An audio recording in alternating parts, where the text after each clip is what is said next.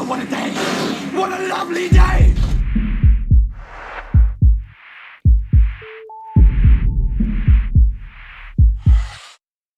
Welcome to Flat Earth Debate. I'm your host, Nathan Oakley, and if you're new to this channel, or you've not done so already, be sure to subscribe and hit the bell notification icon to keep up to date with the Flat Earth Debate. If you would like to support this channel, there is a super chat that runs alongside each of these shows while they're live, and there's also a PayPal link in the info box below the video once it's rendered.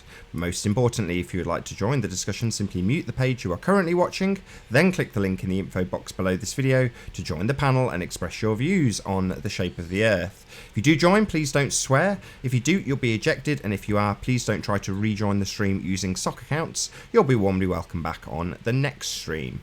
Please also share the show. Sharing the show obviously increases the live audience, but this in turn increases the chances of a more diverse panel. So please share the show. And one last time, if you're new to the channel or you've not done so already, be sure to subscribe and hit the bell notification icon to keep up to date with the Flat Earth Debate. Now we are joined by Sleeping Warrior and Ranty Flat Earth. How are you both doing? Yo, yo. Doing good, thank you very much. Excellent. Yourself? Before we do any housekeeping, I want to get straight onto your recent video about Greater Sapien, Ranty. Is that good by you? That's pretty straight into it, isn't it, I suppose? Yeah, sure. Do you want me to share screens? Yeah. We can talk about it. Okay. Right, hide that, and yeah, ready to go when you are then. Okie dokie.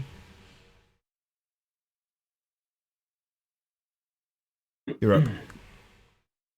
Right, well, so this is Greater Sapien. Now, I only heard about this guy about a month ago, so I've been, Hello. Hey, Jose. Good to have you. Yes. Good morning. Thank you. So yeah, I've only heard about this guy for about a month, so I don't know where he's come from. D-Marble seems to have a belief that he's become popular due to the videos that he uploads on the back of D-Marble. So he'll often put a lot of D-Marble's name in these videos and such like. And but this is his channel anyway, and he did a video last night, 18 hours ago, and it's called Twisted and Bent. I'm talking about the laser people. And in it, he basically says that he was goading D-Marble. That's why he made a reference to Brokeback Mountain and directed it to D-Marble, who responded, which is what he wanted, I think, 'cause it's the first time that he actually addressed him.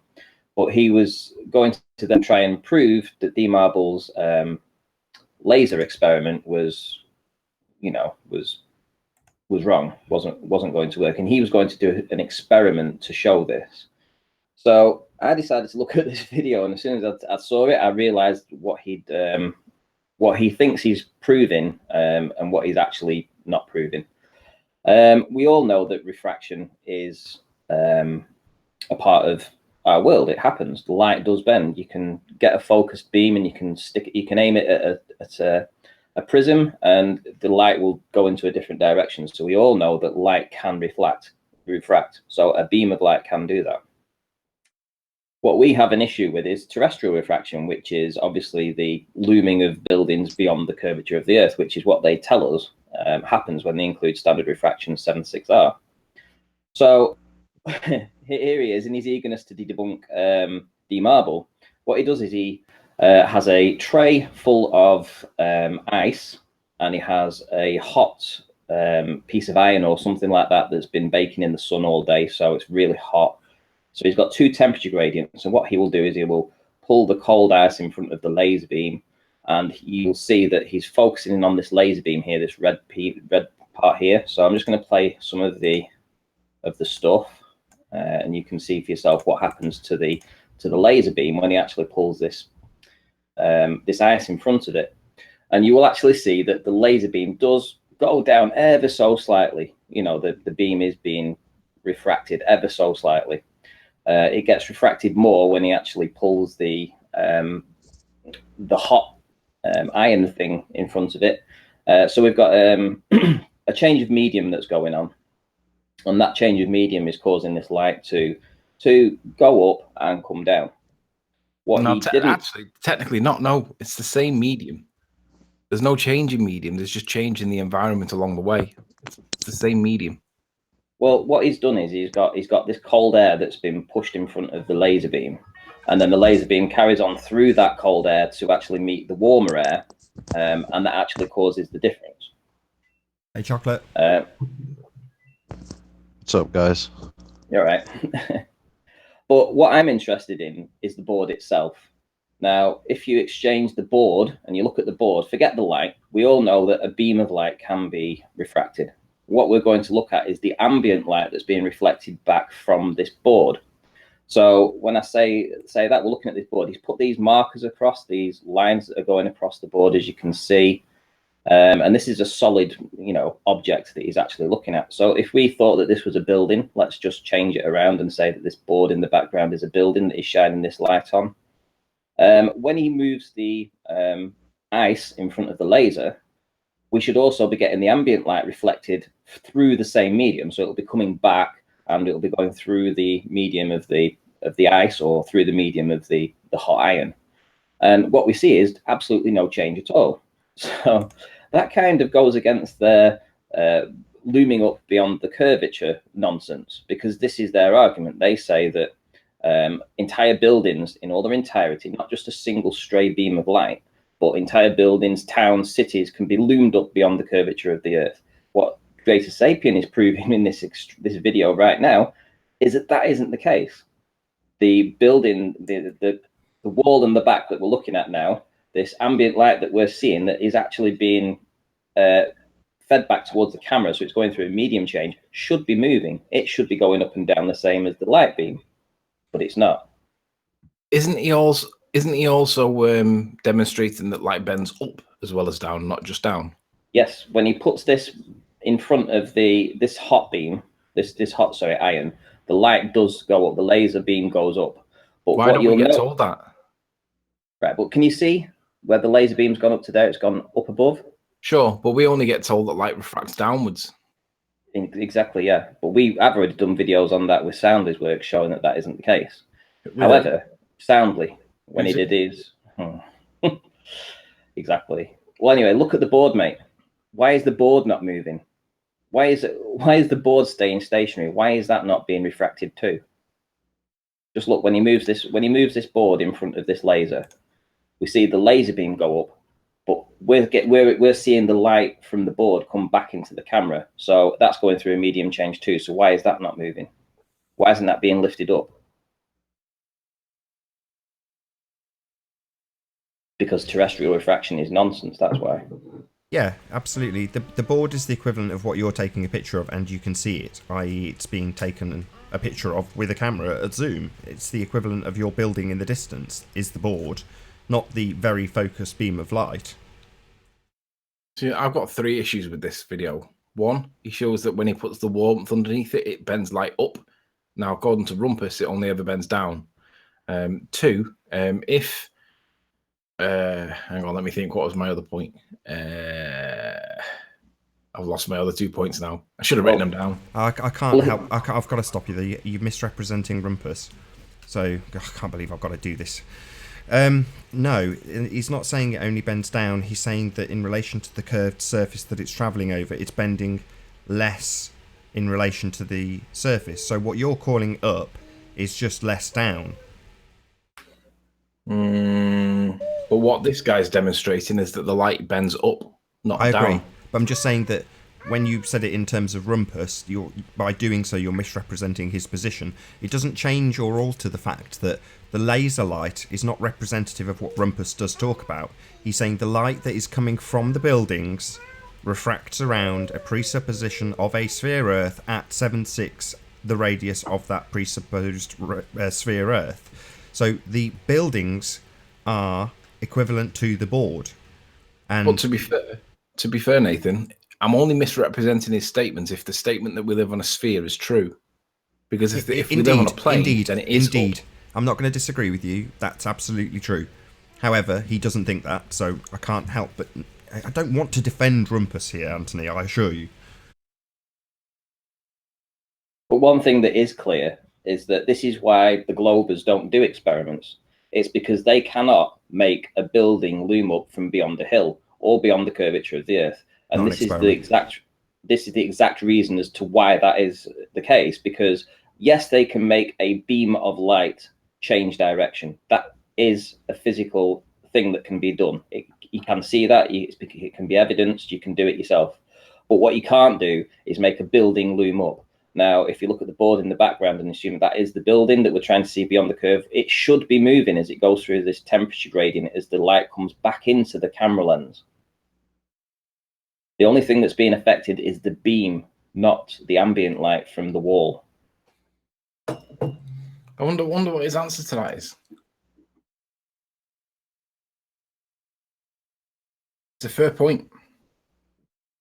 It's more than a fair point, it's a killer point. I think it's a killer point. Because where you've got things like Skunk Bay, and you're looking through atmosphere there, so you're looking at a huge distance, maybe 4, 5, 6 miles away in the distance, and you can see what would appear to be the mountain shimmering up and down. I'm going to say that that is just the atmosphere causing that effect. The good thing about this is he has such a small distance between the board and the camera that the atmosphere isn't having the chance to cause that shimmering effect.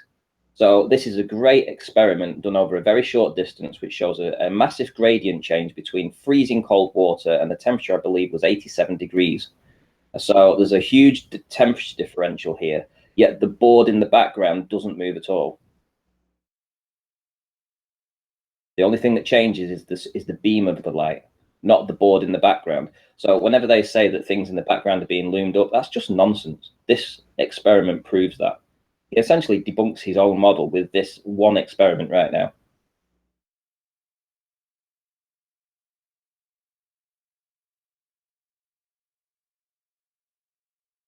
Awesome. Anything else to add to that, Ranty? If not, No, I'll move you off the screen. Cool. Thanks also to Greater Sapien. Yeah, big thumbs up, mate. Thank you. So, Anthony. Yes, master. Don't say that, God, please. Oh, I'm never going to hear the end of that. That was the orc in Warcraft. Warcraft. Did you ever play the game Warcraft on the Amiga or the ST? No, I thought it was Gollum. It was like Command and Conquer, but it was the earlier version called Warcraft. And you had humans or orcs, and if you picked the orc campaign, you clicked on one of these green things that looked a bit like Shrek. The human would go, "Yes, sire," in a very human voice, but this click on the orc and they go, "Yes, master," in this really dopey accent. It was brilliant. I really enjoyed that game, but that was just what went through my head at that moment. Sorry. That's all right. So, before we went on air, we were chatting away about one of your older hangouts off the back of yesterday's discussion about the molten iron core at the centre of presupposed spherical Earth. Well, it was on the back of the distance to the sun argument. Yes. But, sorry, yeah, I've got that the wrong way around. The distance to the sun conversation took you back in time to when you had a debate with Gio Streiber about the molten iron core. Is that the correct way around? Yeah, let me just see how many is watching. 108, yeah, that's enough. That's enough to tell the story. Right, so yesterday's hangout, literally I was lay on the sofa just chilling whilst there was a conversation happening. And it was between James, was it? Jimmy. Jimmy comes on as this nonchalant swagger guy that thinks he's got all the answers to everything, but doesn't actually respond to very much. And he was talking with D Marble, and D Marble had said something about the distance to the sun. He said, "So where's that? Who measured the distance to the sun?" Now that's one of my favourite questions too, because for the longest of times I couldn't find out who did it, where the actual 93 million mile number came from. And weeks and weeks and weeks ago, I had contacted a prominent. I'll have to credit him. It was Jaren, and I asked him, "Where does the actual number come from?" And he told me. And I'd sat on it for weeks and weeks and weeks, and I kept asking it, waiting for somebody to mention that name. And thankfully, it happened yesterday. So if you listen back to the clip from yesterday, you literally hear me get up off the sofa. I didn't catch him say Christian Huygens. I didn't catch him say that because he said it quite muffled and quiet at the time. But when he said Cassini, that's when I picked up my ears and paid attention. So you can hear me jump over to the mic and scramble for the mic. And I interrupted D Marble and I said, whoa, what did you just say? And the guy said Huygens. And then we had the conversation, which I presented the document, which cited that Christian Huygens assumed that Venus was the same size as Earth. And on that basis, calculated the distance to the sun. Now, I knew this and I'd known this for weeks. Hold on. Just repeat that one more time for the people who may not have recognised the deep significance of that sentence. So Christian Huygens calculated the distance of 93 million miles to the sun based on the assumption or the presupposition that Venus is the same size as Earth. That's what he did. Now, he had no proof to say what the size of Venus was, did he? None whatsoever. Yeah. Let me just clarify what you've just said then. So what you're saying is this dude looks at a light in the sky and says that light in the sky is the same size as Earth. Yeah. So whatever size Earth is, assuming that he knew what the size of the Earth was, because there was some bloke with sticks in the ground. I mean, can you imagine if a flat earther did that? But anyway, some bloke with sticks in the ground had calculated the radius of the Earth, right? So he came to the conclusion that Venus was the size of the Earth, and on that basis calculated the rest of the solar system. Now, what's interesting is if you were to change that and you were to put Jupiter to be the same size, because let's be honest, Jupiter and Venus look pretty similar in the sky. There's not a lot of difference between the two of them. You can argue that it would totally change the scale of the rest of the solar system. So he's just picked a particular angle, and for some reason it seems to have been adopted and accepted as truth. Now, this is where I wanted that conversation to happen at some point, and obviously it happened yesterday. But what it made me then do was, I think the point was missed by Jimmy, because what it means is that I was right all those weeks ago when I got the heat for my statement, which was angular size is a sum, angle size is a measurement, because you need the distance or the actual size to be able to calculate how far away something is. You need one or the other. You need to either have the actual size to get the distance, or you need to have the distance to get the actual size. But to get the solar system, you've got to know at least one of the distances to one of the celestial bodies. And my issue was always, well, which one did they get? How did they get any of them? And what was the method that they used to measure it? Now, I didn't actually know that answer until recently. And obviously it happened on yesterday's show. But what that then led me to do was go over to a previous hangout where me and Gio Streiber, the liar, Gio Streiber, that was another comment, but we had a one-on-one. And it was all about this. Angular size is a sum. Angle size is a measurement. And it went on, and I listened very, very carefully to the precise phraseology that was being used. And it dawned on me that there's an issue there with Gio Streiber. And what I'm going to do now, I'm going to share my screen, Nathan, if you present me, because I'm going to ask the help from the audience. I'm going to ask for help from the audience. What I want you all to do, if you don't mind, I want you to go and find Gio Streiber's channel. I want you to find the video that was angle size as a measurement, angular size as a sum with my name on it. And what I want you to do, I've obviously thumbed it down. It was December 2017, this. In this video, I heard something that was interesting. So what I've done is I've left a comment, and I don't know whether he'll see it or not because I've got him blocked at the minute, so I can't tell him. I want you to go and repeat the comment that I've put in there and ask him, was anybody feeding you information in the background? Because I want him to state his position. I don't want him to ignore it, so I want to raise awareness that he knows that people want to know his position. And basically re-ask this question. So I've asked the question. Ranty's also asked it. If I go to sort by newest first, you'll see that I've done it. You'll see that Nathan's done it. And you'll see that Ranty's also done it. So what I want to find out is, was anybody feeding information to Gio Streiber in this particular hangout? And hopefully by the end of the show, he'll have responded. So if you could go over there and repost that comment, I'll come back to this in the short term towards the end of the first show, or when I notice that he's responded, because we're calling him out. We're calling him out because the guy's telling pork pies again, and I'm going to expose it on this show the minute he responds. But to get awareness, we need to get enough comments or notifiers on his channel. So just go and re-ask that question. Was anybody feeding you information in the background? And the minute he responds, that's when I'll address it back in the show.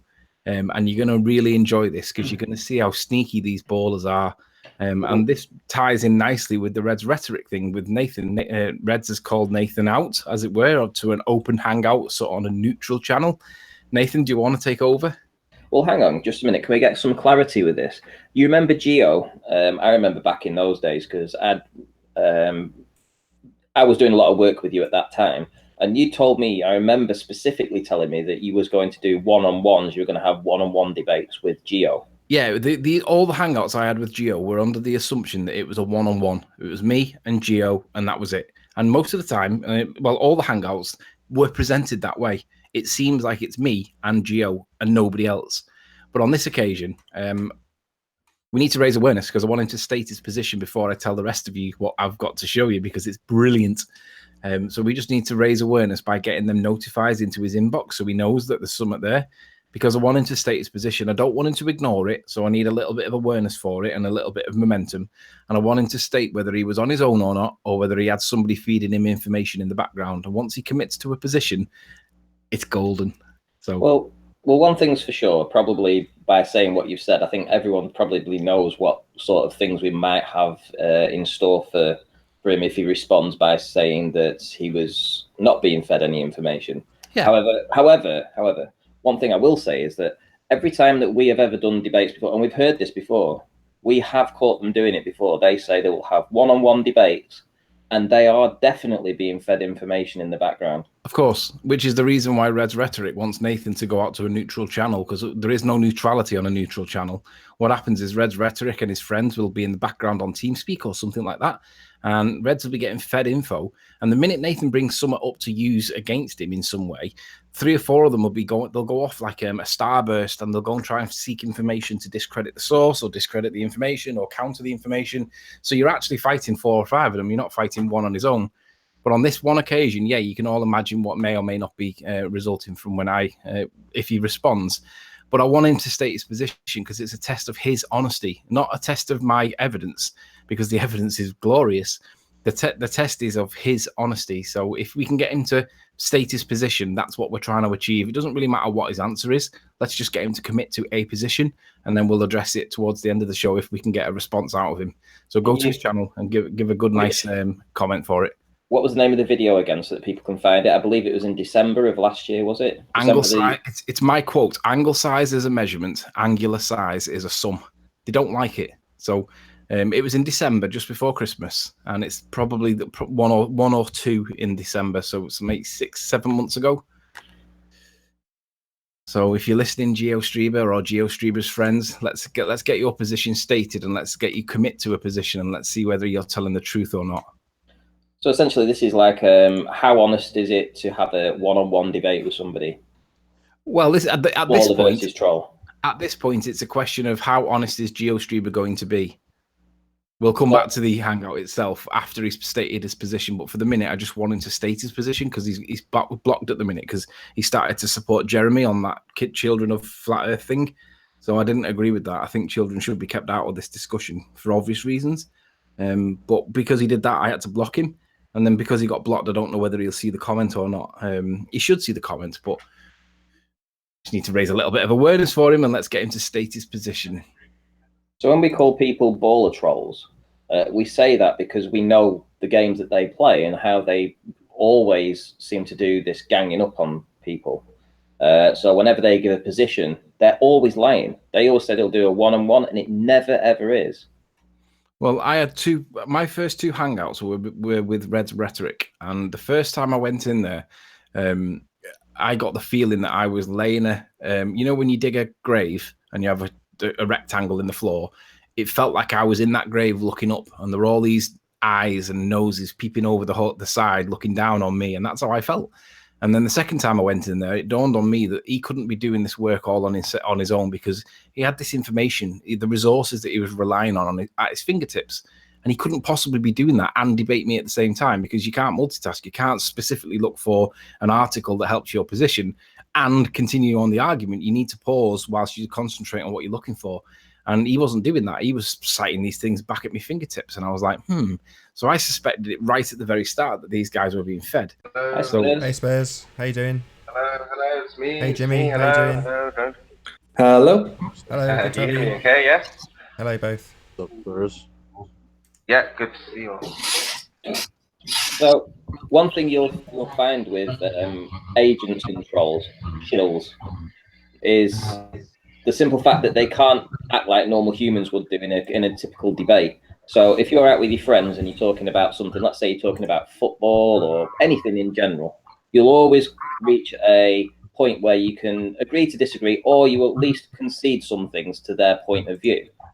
One thing that never ever happens with these guys that come into these debates, they never give an inch on anything, right? Ever, right? They don't act like normal human beings do. Normal human beings, you can have a discussion with. You can say, "Do you see that light over there? Do you see it's moved up 10 feet?" They'll argue and say, "How do you know it's 10 feet? What's to say it wasn't 10 millimeters?" You know, I mean, it's never a case of they can just talk to you normally. Right? And that is the clearest indication that they are trolls. And Jimmy, that's just come in now, is one of these. That's not a very nice accusation, yeah. Yeah, well, it's true, mate. How come? Because you don't act like a normal person would do. Please explain it. Sure, it's me, Andrew. Hey, I've just Travis. explained it. I've just said, if I said to you, that's red, I showed you an image that was of a red square, and I asked you, is that red? You would say it was black. This is what you do. Is that what I do? Yeah, that's what you all do. Okay. If it involves agreeing with a flat earther, you do the opposite. No, it's not true. Yes, it is. Even now, you're disagreeing. And can I also remind people that yesterday's hangout, when I actually presented the argument that the sun was 93 million miles based on Venus's perceived same size as Earth, or you can go in if you want. I got to find my wallet. You completely ignored that point and tried to gloss over it, Yeah, Jimmy, and it's a devastating point. And I wonder why you would do that when it was a killer move. From 1672, was it? Yeah. So that supports my argument, not yours. Okay, if that's your assertion. Well, back then, 1672, if you're citing it as that date, I can double check it if you want, but we'll accept the date for the sake of discussion. Yeah. If that's what they were being told back then, it explains an awful lot about why you morons exist now. SX0, hello. Hey, SX, how you doing? Can you hear us? Hello. So maybe we could discuss gravity. Is that SX0? No, it was me. I kicked myself accidentally. Huh? SX is just a dude, I think. Say hello. Yeah, I've been discussing gravity with the Globers and trying to find out, what is the cause, why things fall. And the question that they kind of ask for, why don't they float in midair? Density. Well, I think it's a little bit more than density and buoyancy and all of those things.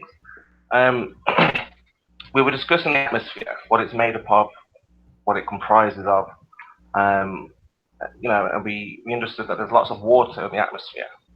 It's like a solution, some type of fluid or solution, or some kind of it's an atmosphere. And my understanding of why things fall is because the atmosphere cannot attach or cling itself to the object. So if the atmosphere was like a sticky or a honey-based pattern, the objects obviously they wouldn't fall, they wouldn't move. So when an object is falling, it falls, it will fall down until it hits the ground. But if it hits water, it will obviously continue to fall, but it will slow down and it will hit another solution, which it will slow that descent, and it will just continue to do that until the solution that is underneath it causes it to come to a stop.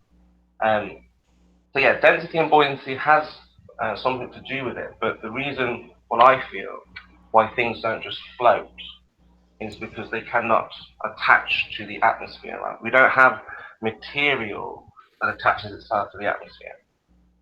So it's not just a case of density and buoyancy. Because they would say, well, why don't things float in the air? Because of density. What are you talking about? Yeah, what you just described is exactly density. I mean, that's all that there is to it. I'm listening to what you're saying. Yeah, but what I'm saying is if you took that dense object and put it in an atmosphere that was very thick, it wouldn't fall like that. It That's wouldn't move. density and volume. That's the same thing. You're just thickening the atmosphere. So if you want to call the atmosphere that we breathe water, for instance, just to use your example, that's the medium. That medium is not dense. Therefore, things are not going to float. Not just float, but just stay there in midair in one position, not go up or not go down. Well, that's the same thing that we've seen when Anthony showed the egg and the saline solution. I mean, that's all we're talking about. Even though I understand and I hear what you're saying, but as soon as you were finished, I was thinking that's still density. Yeah, I mean, I think to a degree, but I mean, it moves. Why is it? To me, it seems like it's. But I mean, Hi Neil, how you doing? Can you hear us? Can you hear us, Neil? Hello. Hello. Hello, good to have you. Oh, thanks for having us, Nathan. Pleasure. Yeah. Carry on, Spurs. Yeah, density and buoyancy, those things, they play a factor. But why the object for me is not clinging to the atmosphere or it's moving, it's because for me it's sliding or slipping or sinking, just like over ice, but vertically. Cannot attach itself to the atmosphere. But if we did have an atmosphere that was like that, it wouldn't move in the way that we see it now. But I don't think it's just density and buoyancy. So if you don't think it's just density and buoyancy, you're in the same position as people like Arwin and Mark. What else do you think it is? No. Hold on, sir. Oh, what's going on? It's getting raided. Run! Push! No, I'm not in the same position now at all. I'm simply answering the question of why things don't just float in midair. Density, dude. Because it's denser than the air. Because it's heavy. Yeah. Yeah, but then again, like I said, if the atmosphere around it was able to stop it moving, then it would. It wouldn't matter the size of the object, would it? But then it wouldn't move. If then it there's wouldn't a physical move, right? restraint. Correct. It only moves until it hits the ground, and once it hits the ground's too dense for it to go through, so it sits there. Now the whole gravity thing is there a force still pulling on that thing while it's sitting on the ground, other than the weight that it has, against the ground.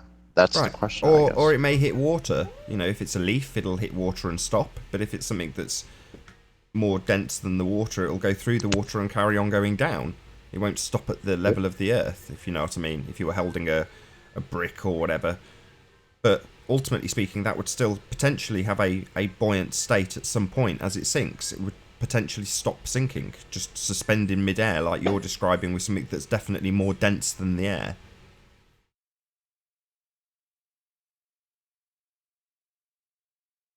Yeah, it was just a thought. I was just looking at the reasons, because we move freely in this atmosphere. Things can move free, as free fall. But yeah, I mean, I suppose that if that's what we're going with, Spurs, that's not true. Spurs, things can't move freely in the atmosphere. Well, we move freely in this atmosphere, yeah. It's not difficult to move around. No. We don't move freely. If we moved freely in the atmosphere, we would float in all directions freely, and we don't.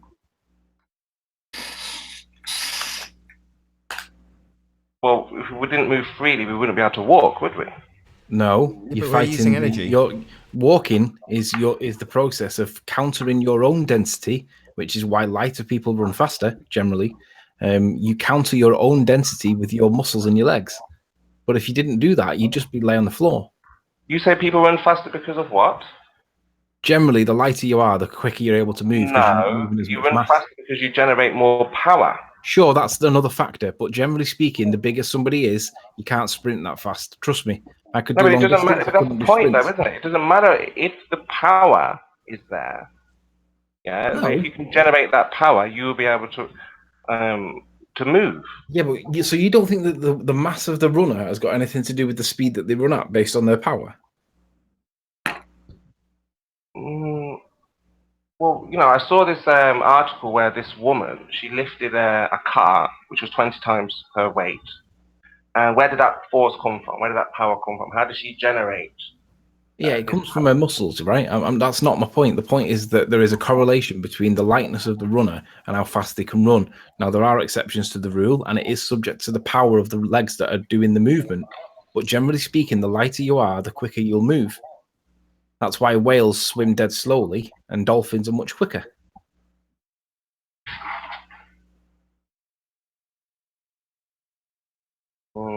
Okay, well, I mean, I kind of think it's a force that makes us move through this atmosphere. Yeah, there has to be a force to make you move. Right, so if you generate more force, you will move. Correct. Yeah. So we move freely according to how much force we can exert. Not right? freely. We can only move laterally. We can't float. We can't fly. That's free movement. No, we can't move. We can't fly, obviously, because our like I just said, our material, our skin does not attach to the atmosphere, right? So it's not made like that. But if it was, you're confusing the ability to walk or run as moving freely, and it's not. Moving freely, the way you're describing it, would involve up and down as well as lateral. no, we're just talking about what we know. We move freely in terms of going back and forward. No, To fly. laterally only. You move freely in the ISS, don't you?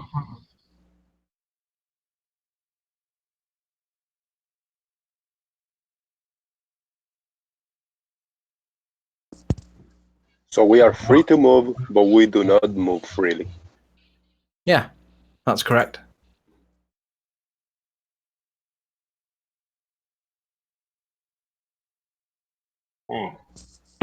I mean, you could say you move freely, but try going outside during a hurricane or something. Well, underwater, are you moving freely? Yeah, but you were able to move in all directions. You're not moving freely underwater. Of course you are. Why are you not? Because there's a resistance to what we're exerting more. Look, the point is when you exert a force, you shouldn't feel a strain if it's easy, right? But if you're exerting an excess force, then you will know about that. Exerting that force. So underwater, it's not that you're moving freely. You have to apply a force. It depends how you're defining it, right? So you're saying we can go up, down, left, right. To you, that's free movement. Well, it is.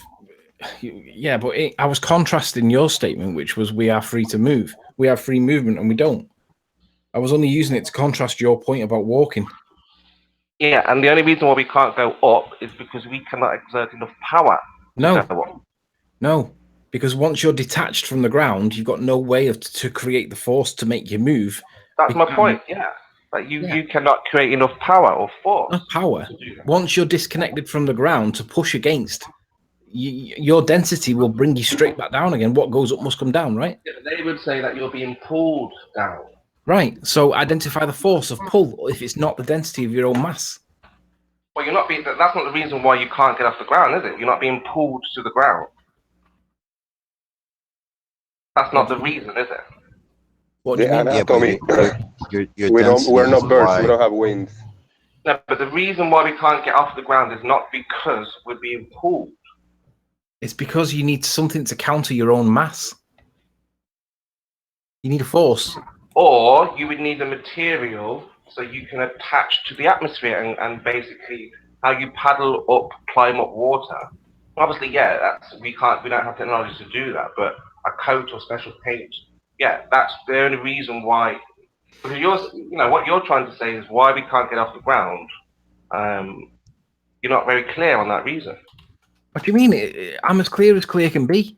The only thing that stops you from floating is your own mass. There is nothing else. If there was something else, then this is where the argument comes from. What is the additional force that's not your own mass? And they can't contrast against it. They can't distinguish density over gravity. Oh yeah, let me just think about it. Yeah, I'll think about it. Yes. Okay. So Arwen said he's going to cast a spell on Ranty for some reason. I just saw that in chat. I don't know what. Yeah, that was a fake Arwen. Oh, was it? Yeah. So why have you banished Arwen? Me personally, I've got Arwen blocked because at this moment I don't want to associate with him because he won't change his position with regards to this perception that he has to do with gravity. He thinks that gravity is a real thing, like some people seem to. But when push comes to shove, rather than drop the word force at the end of his downward acceleration, he then described it as an upward acceleration effect. And then when we were asking for what the cause was, which I wasn't even asking, other people were, he got all shirty about it and rage quit. And that I wasn't even in the hangout. But the point is, if you're going to claim there's an effect, then you've got to be able to show what the force is, which is the baller's position. If they claim gravity, they've got to show what the cause is. And they can't distinguish gravity from density. It's that simple. But Arwen doesn't like it because he seems to not want to agree with me or change his position. So he found a middle ground that was neither one nor the other. And so, but then he then effectively became the Flat Earth Society pin cushion, because the minute he said an upwards acceleration, that rang alarm bells. Surely, and it's very sad that you have to, just because a friend disagrees with you, you banish him from your standpoint, you banish him from the chat. I don't think the other argument to that is, why don't you call Arwen out when he talks nonsense if you don't agree with gravity? So which way do you want it? Should I be calling out a flat earther that I think's talking rubbish? Or should I be inviting him onto the show and putting my arm around him and you lot criticise me for not calling him out? No, but you've obviously called him out quite publicly, and that's fair enough. And you both disagree on a certain point, and that's fair enough. But you shouldn't be banished from it. He isn't banished, but at this moment, I don't want to associate with Arwen because I want to be contrasted against Arwen. And until people realise that I am not with him on this claim of gravity, then I'm all right with him not coming in. I'm happy to keep him blocked for that reason. I think that I'm quite clear. Riley, I think people know you're not with Arwen on this point. I think that's been established. So I don't see why he's banished. Because he gets really personal, he gets uptight when people call him out and stuff, and unless you agree with him, he spits his dummy out and has a rage quit and really gets hysterical, and there's no need. And Arwen Robinson. One thing you guys don't understand as well is that behind the scenes things go on too, and you don't realise what it can be like off air. So we do. Fair point. Fair point. I don't know what sort of goes on off air, but I think this is about a disclaimer. If you have a claim, different opinion than the group or whatever you are, you gotta throw a disclaimer like, "Hey, this is what I believe. This is what I feel. This is my research and led me to," and this is what some people is missing, and I include Arwen in that. Not throwing a disclaimer in what he say. I disagree. I think he's made that quite clear that this is his belief, and he's argued his case. And if you disagree with him, that's what you disagree with, and it's fair enough. But you don't have to agree on everything. But I just think it's a bit sad that he's out there, really. Yeah, but there are other tactical reasons. I mean, he interrupts everybody all the time. He never goes on mute, and literally he's sat with his microphone right in his lips, and you can hear him popping all the time, which means that he's sat on the edge of his seat, and he doesn't let other people have a turn. I do think that's a fair point, Anthony. No, but I see that as a minor point, but it is an additional point. And the other thing is, I invited Deep Inside the Rabbit Hole in and D-Marble on a particular hangout for Nathan's benefit, which Nathan knew nothing about at the time. But Arwen bloody attacked them both, and they were guests. Yeah, I do understand what you're saying about his behaviour sometimes. Yeah, there's a panel of people that all want to talk, and you'll notice that I go on mute for long periods. You'll notice that other people go on mute for long periods. Arwen's never ever on mute. He never gives way to anybody, and that tactically is not good. Look how the show flows right now. Can I just say something, just because I don't want the stick I'm getting in the chat. So, right, I am going to demand, Anthony, that you unblock Arwen now. What do you say to that? I've got three things. I could do what Mark Doxey did yesterday or the day before and sit there and say absolutely nothing. I could swear and I could say F off, or I could do it to be polite. But okay, hold on. I'll rephrase it. Do I have any control whatsoever over you blocking or unblocking anybody? None at all. Yes, master. Bastard. Unreal. No, you don't. My point, whether or not Anthony backs me up or not, is I've got absolutely sod all control over who blocks who. None. So people like Lenny Harry saying, you shouldn't allow this to I've got no control. Sorry, it's not me allowing this. I can't control what other people do. Well, just bear in mind that part of why I'm doing it is because the show does flow better. When the show's like this, we do get movement on topics. People do get into arguments and it gets heated. Look at yesterday, it was a really good show. The shows are different when Arwen's not on and the tension's not there because everyone's scared to speak against Arwen in case he gets upset. But we can't say that Arwen hasn't contributed, though. He does, and there are benefits to him being here. He helps with the backdoor patrols, and he can be polite. He can be a gentleman at times. I will agree, though, and Arwen's my dude, but he does flip out a little bit on you, which I don't really like because we're all pretty much on the same side. So like I don't really like when people are flipping out on other people. I think Arwen's on his own side. That's the thing. He's all for himself. That's the issue. It's like where us guys are all pretty close, and we like to work together. Arwen's definitely one of he's in it for himself, and he wants his beliefs to supersede everyone else's, and he doesn't care. He wants his what is it? What kind of model is it that he's got, Anthony? I can't even remember it. Rectangular looping model. Yeah, that nonsense. He wants that to be the forefront of everything, and we should believe it, and we should look into that, and we can't have a debate about the sun or the sunset or anything without him jumping in on this nonsense. You could say the same about Pete Shea, but there you go. That's why Pete Shea doesn't always come in, though. Thankfully. I mean, listen, it's not totally personal against Arwen from my perspective. Some of it is tactical because other people do want to speak, and he doesn't give way. That is a big thing. I agree with you on that, Anthony. I think he does jump in like I've just done then. But yeah, I think he does jump in a lot. Anyway.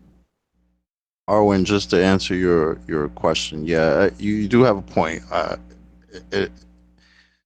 I guess I would flip out a little bit if I was being targeted and blocked, but I don't know. I don't really see it as being like that, but I mean, I'm not you, so.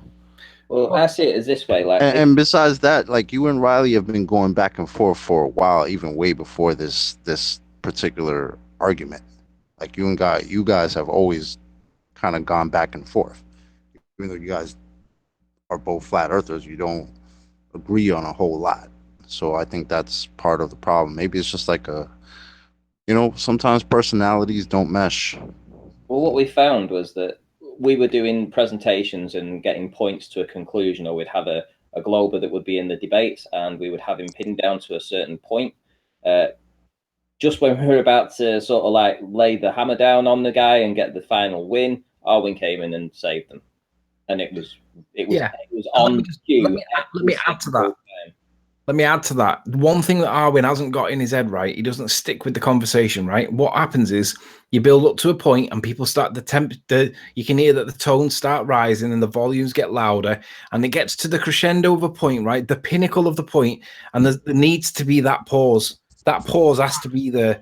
And the minute that pause starts, Arwen pipes up because he wants to make his next point, and then the point's totally lost. I was going to say, it could be probably a cultural thing. I mean, this is what we expect, this kind of, when we're kind of holding the toes. And, we expect Arwen to kind of realise. So I think maybe it's probably a cultural thing where he just has to jump in and say what he has to say. But yeah, I mean, it's right. When we are making a point, especially in this, this time when we're being ridiculed left, right and centre, and we're making a good point, it's key that our good points are heard. And, there's a time and a place to say, an opinion that contradicts that. But I think it probably is just, he doesn't get it. He's thinking probably, why are you guys like this? But this is what we're trying to explain, that, this is how discussion happens. It's not just jumping over when you feel like you have a point. So, it's kind of a mixture here. Yeah? He's in the chat right now. Why don't like we let him on and like let's talk to him about it. I'm happy to add him. I'm not planning on keeping him blocked indefinitely. For the minute, I just think that we would all benefit if he did have a break. I mean, if we did that, the rest of the show would be interpersonal communication, and I don't think that that's what this show's about. I mean, we're already talking about someone who's not present, which I don't think is necessarily fair. I totally and that's agree. taken up 20 minutes. I agree completely. But the question was asked, and now the answer's out there, and I guess we can put it to bed. It's been addressed. So, where were we, Jimmy? What, after the show yesterday? Yeah. When you booted me off? I booted you off because you were being an idiot after the hangout. I think you were being very rude to me, to be honest. Because I was losing my temper with you and my patience. I didn't lose my patience with you. I don't care. You actually were. You were riling me up on purpose for no good reason. I wasn't riling you up. Right, there you go. Right, so let's go back to where we finished off yesterday then. Well, hang on. Can't we go to a conclusion with the Gio Streiber? Has anybody in the chat had a response back from Gio Streiber's the question that we put to him? I haven't seen a response from Gio Streiber. I'm just checking. I haven't had one either. No, there's no response from Gio Streiber, so we'll have to give it a bit more time. Well, to be fair, you first put the point to him, what, 5-6 hours ago? So yeah, 4 hours ago I messaged him. So shout outs to Ian Matheson, who's been over, Rob Wiggles, that's been over, Goddess Witch Bella, and Suzanne Dawson. We could do with a couple more people so that he gets the notified ringing tone on his phone. So Gio Streiber's channel, the video that's quoted or titled "Angle Sizes and Measurements, Angular Size is a Sum," and it's dated September 2017, 6 months ago. So if you could get people to go over there and just ask the question, was somebody feeding you in the background? That would be really good. And the minute he responds, then I'll show you what we've got on him. And also, just one other thing, there's a fake Ranty Flat Earth in the chat that's actually saying stuff. So if you click the 3 little buttons to the right, you'll know by going to the channel to see whether or not it is actually me or not. Well, normally Nathan blocks them channels. Oh, right, okay. For imitation. Well, he's in there saying stuff. I've not really been keeping track of what he's been saying, but I'm sure it hasn't been too good. And Rasta Hat, you can go to your room. So anyway, Jimmy. Anthony. Venus, the assumption that it was the same size as the Earth. Not really where we finished up, but there you go. Well, I'm just leading back to the point where we finished up so that it was something we could jog each other's memory with. So for the audience, you basically read one line and then extrapolated that across his whole working method. But come on. I read the whole paragraph in context. What are you talking about? Paragraph, is that just one? Is that the only thing that mentions this guy across the whole of the scientific? All right, so let's bring it back up again, because if you're claiming that I cherry-picked one line out of his paragraph, then that's a complete misrepresentation. I'm going to call you on it. I'm saying yours is a misrepresentation. How? I'm not saying it's not true, but it's a very glib interpretation of his body of work. What do you mean? Explain. You're basically picking someone else's words about this guy from 1672, and that's saying his whole scientific method summed up in one sentence where he guessed it. But I don't get your point. What is your point? I don't understand why this is an issue for you to argue against me. I'm not. I'm just standing. This is what we discussed yesterday. Nathan, are you presenting my screen? I wasn't, but I can. If you wouldn't mind. Just for the meantime, I put a screenshot that I took of a second article from space.com, and I highlighted a particular point. I disagree with you, Jimmy. I read the article that Riley's referring to. I read a second article. Both articles clearly say these guys are guessing, and they did a great job because guess what? They were right. Yeah. Well, I'm not saying that's not true. That's the whole point. But it's just you're saying the word guessing, and that's like it's just gone. Oh yeah, it's, as we said yesterday, plucked out of his arse or something like that. Can you differentiate between guessing and assuming? Not really. Right. So it says in the article I cited yesterday. So I'm on screen now, and this is dated. This is a journal from 1985, but it's quoting. This is copying. I believe the way this is written, it seems to be a copy of something that was from the time. But it says basically, In 1656, Huygens living in Paris had determined this. No, not that bit. It's this bit. Huygens wanted to give the sizes of these objects relative to the size of the Earth. He knew the relative distances of the planets, but in order to convert his angular measurements into Earth diameters, he needed to find the distance from the Earth to the Sun in Earth diameters. Huygens solved this problem with an assumption. So what's the difference between an assumption and a guess? Guess it's something that you plucked out of your arse. Assumption is based on a body of work. Really? Can I have a citation for that? No. Let's Google the word assumption. Please do. Jimmy, I would say you're describing an inference. Jimmy, do you want to read what it says in highlighted in blue, please? I would just say this real quick, that you are inferring. When you infer something, you have evidence to draw a conclusion, like making a deduction. But when you're assuming, I don't believe you have anything that you are working off of outside of ideas and concepts that aren't substantial. But these are just someone else's words that describing his scientific method. Right, but you described hold on, whoa. What do you mean his scientific method?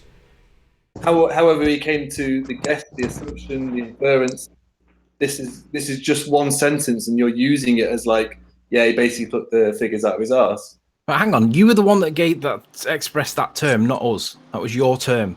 Now, can you read what the definition of assumption states on screen, please?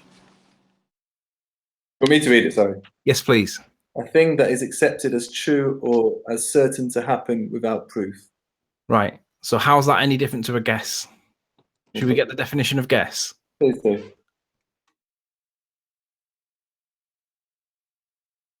So, Jimmy, the thing that we're dealing with is we have to deal with hearsay. We have to deal with secondary and tertiary issues because there's no primary source. Jimmy, can you read the message in blue, please? Estimate or conclude something without sufficient information to be sure of being correct.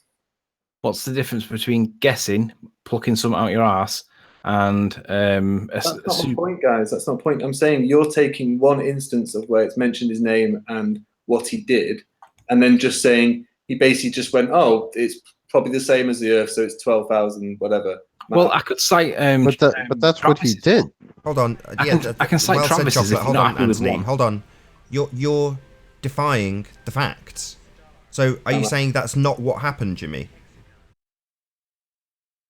I'm not saying it. I'm just saying what I'm saying, you guys shouldn't take one instance of someone saying guessing as this was what he did. I'm not saying what he did. I'm just saying. So hold on, the whole conversation was on who or how did he figure out the distance to the sun. So if that one sentence is telling you, in essence, how he did that, what is the problem? I have no problem with it. You're the guys wanting to bring it up. So you don't have a problem with an outright assumption about your religious faith in the distance to the sun? You're cool with that? Yeah, and he worked it out, and the next guy changed it. No, he didn't. How many times do we have to say he guessed, he made an assumption, for you to tell us that he worked it out? He didn't. He plucked it out his arse. Okay. It's not okay. We want you to say, that's a big problem, because my belief is that the sun is 93 million miles away, and that belief is based on something some guy plucked out his arse. If that was my belief, I'd have a big problem with it, and we want to know why you don't. Because I don't think he plucked it out of his arse. It says it. That's the words that it says. It says he assumed the value of Venus was the same as a presupposed spherical Earth value. That's what it says. What is the difference between Venus and Earth? One's a light in the sky, one is a light in the sky, and one is terra firma where I stand. Can you not tell the difference between a light in the sky and where your feet are? Yeah, I can. Right, well he couldn't, because he assumed that they were the same. And therefore you have your distance to the sun. Well, the difference is that one is without proof, right? So he's made the assumption by definition without any proof, and you just accept it and don't seem to see an issue with it. We're talking about something that happened, 400 years ago? Right, so have you got anything to counter it that's more recent that states how they measured the distance or the size of any of the celestial bodies? Sorry, I'm really sorry to interject so much. Why would you ask him to counter it? It's his citation. You asked me for 3 names of people who did the sun. I gave you 1 name, and you've gone down this little merry path. It's your citation, dude. Yeah, because the citation you gave, Jimmy. Hold on. The citation you gave said that it was based on an assumption that Venus, a light in the sky, was the same spherical diameter as Earth. That's what the assumption's based on. Nathan, let me just correct it, right? He gave 2 names. One was Cassini, who is in the document. He gave Huygens, who is also in the document. And then the third thing that he said was many other people since. So I'm cited 2 of the 3, and I'm now asking you to go back and tell me where it's been superseded. It's in that document, that one I sent you. You're mumbling. Thank you. The one you sent me. Where did you send it? We talked about it, space.com. You said you struggled to find it searching Google. Yeah, I asked you, could you demonstrate how you found the name Huygens? Yeah, and I showed you. No, you showed me a document from space.com, but I asked you, what did you specifically do? Because I could never find who actually did it, and I looked and looked and looked, and I relied on somebody telling me the name. So I want to know where you got the name from and how you got it. Talk me through it. I'll do it now. Mark out for your lack of Google skills. Right, so what did you... I'll do it right now on screen, Nathan. Can you present me again? So we'll do it. So we'll test it. What did you do to find his name? Let's see if I can type it in and find it. Who measured the sun history? There you go. So I typed in again who measured the distance to the sun and then history at the end. And the first one I came to was space.com. And it talked about, I think, Aristarchus. Yeah. Shout out to Pete Shea. 150 BC or something like that. So, according to this document, it says historically the first person to measure the distance to the sun was Greek astronomer Aristarchus. Now, you didn't cite Aristarchus yesterday; you cited Cassini and Huygens. Mm-hmm. So you haven't got to Cassini or Huygens from this point. I don't understand what you're saying, Anthony. What he's asking you is... cited yesterday Cassini and Huygens. Hold on, let me just clarify for him. He's asking you where you found that name, specifically that name, and what you typed to get it. Now, you've said exactly the same as yesterday. I think he just wants you to show him in this document from SpaceX or wherever it's from, where you got that name. That's all he's asking. You can look down the page, there's a video of a sun, and then just below that it says Huygens, sorry. Do you mean that space.com article is the screenshot that I took? Hang on. I highlighted. Hang on. I'm just trying to follow what he said, and I'm just re-say that. Say here, the document in 1653, astronomer Christian Huygens calculated the distance from Earth to the Sun. He used the phases of Venus to find the angles in a Venus-Earth-Sun triangle. Right. Can you show me how you got to that name, please? That's what I'm asking. I don't know. I typed in what I've just told you. Went to the first link, space.com. Right. So I've typed in what you just told me. Who measured the distance to the sun? History. And the first link I get is Aristarchus. That's not Huygens or Cassini. So what I'm asking you is, where did you get that information, please? You go further down the page on space.com. Right, I've got an astronomy one. No, Anthony, you're not hearing him. So click on the space.com, the top link. Click on it. This one here? No, the top one. Oh, right. So open up this link and then it's further down the page. Yeah. That's how I found it yesterday. So find on this page and we'll look for Cassini. Cassini should come up. Now, what about Huygens? Let me see how you spell Huygens. So there's a video. Hang on, let me see how you spell Huygens. Huygen. Huygen. So finding the distance. Astronomy. Right, now in this document, let me just make this bigger so everybody can see it. Let's read what it actually says. Christian Huygens calculated the distance from the Earth to the Sun. He used the phases of Venus to find the angles in a Venus to Earth to Sun triangle. For example, guess it. Right, there we go. So guessing correctly by chance the size of Venus, Huygens was able to determine the distance from Venus to Earth. And knowing that distance plus the angles made by the triangle, he was able to measure the distance to the sun. So his whole calculation is completed with a guess. So if this is where you got the name from, Again, I asked the question, don't you think that guessing the distance or the size of Venus is a problem for you to cite against us for the distance of the sun? No, you asked, the initial thing was you asked me for 3 names. D Marble asked you for names for the people that measured the distance to the sun. You cited Huygens 3 and names. It's Cassini. gone down this merry-go-round of nonsense. Yeah, but the problem is you've cited it based on a guess, and you don't seem to think that's an issue, and I do. That's your problem. No, it's not my problem. It's your problem because it's based on a guess, mate. Yeah, but Jimmy, you don't see the problem is that when D Marvel asked you that, you didn't know those names offhand, right? So No, you I had to didn't, no. Google it. Yeah, Did so you- you had did to you look it know up. that? So now we're looking it up, and we're testing what you brought up. I mean, and it's clearly saying in numerous articles that it was a guess, it was an assumption. So How do going you back not to see a problem with that? He just mentioned just before that he calculated the distance from the Earth to the Sun. He used the phases of Venus to find the angles in a Venus-Earth-Sun triangle. Yeah, it's not like he was just holding his head your going, previous "Oh, it's probably criticism. Your previous criticism was that we were just relying on one document, but now we've got a second document that states that he guessed it, and the first one was based on an assumption. And again, I ask you the question. I think that's a little bit disingenuous because it's a guess. My question, or D Marvel's question, is how do they know? Not calculate. No, that means who measured it, when did they do it, and by what method?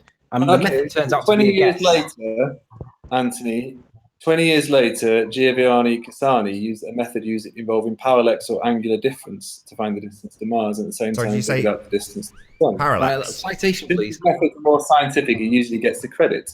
Right, Huygens citation, please. get the credit. Citation, please. It's the paragraph below it. Jesus Christ. So in 1672, he used a method involving parallax or angular difference to find the distance to Mars. How would Cassini use a parallax method or angular difference to find the distance? But this is subject to the guess that was made for Venus. Correct. Exactly. Yeah. Everything that follows on. Everything that follows on is from the working out that Venus. I guess. No, he didn't. I actually read that he didn't actually use Huygens' method at all. He doesn't need to because he already has a measurement now. That's completely wrong. Look, let me read it again from this paragraph. It says, when one averages the results obtained from Venus with those obtained from Mars, one replaces the assumption that both planets are of the same size as Earth with another assumption that Earth has a size that is the average of the sizes of Venus and Mars. This is the only assumption that Huygens described explicitly. He noted that it is harmonious for Earth, having a place between the places of Venus and Mars, to have a size that is between the sizes of Venus and Mars. It sounds plausible to our modern ears, just the sort of assumption that a present-day astrophysicist like Neil deGrasse Tyson would make. It must have been a bold step for a 17th century scientist, however. I wonder why there would be a difference back then if there wasn't mainstream media. But anyway, it goes on further. It says... here we go. Bear with me. Let me find it. Right. So 14 years later, Cassini in France and Richter in Cayenne measured the parallax of Mars, which is the point that we were just talking about with you, right? Yeah. And I said it was based on the presupposition in the first instance. Now watch what it says. And could then find the length of the astronomical unit without any assumption about the sizes of planets.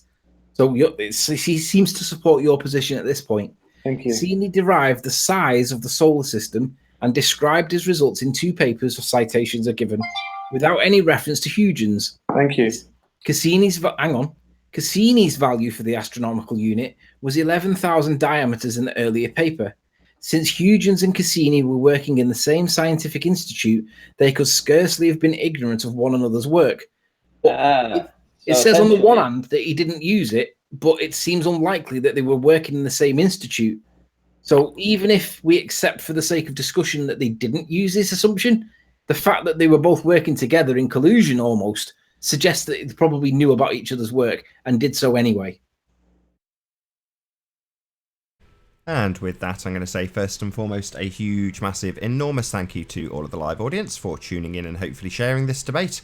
And of course, a massive thank you to all of the debating panel for making this debate possible. If you hated the show, then you know exactly what to do. But if you liked the show, maybe consider sharing it with a friend or subscribing if you've not done so already. I've been Nathan Oakley, and I'll see you all in the next video. Oh, what a day! What a lovely day!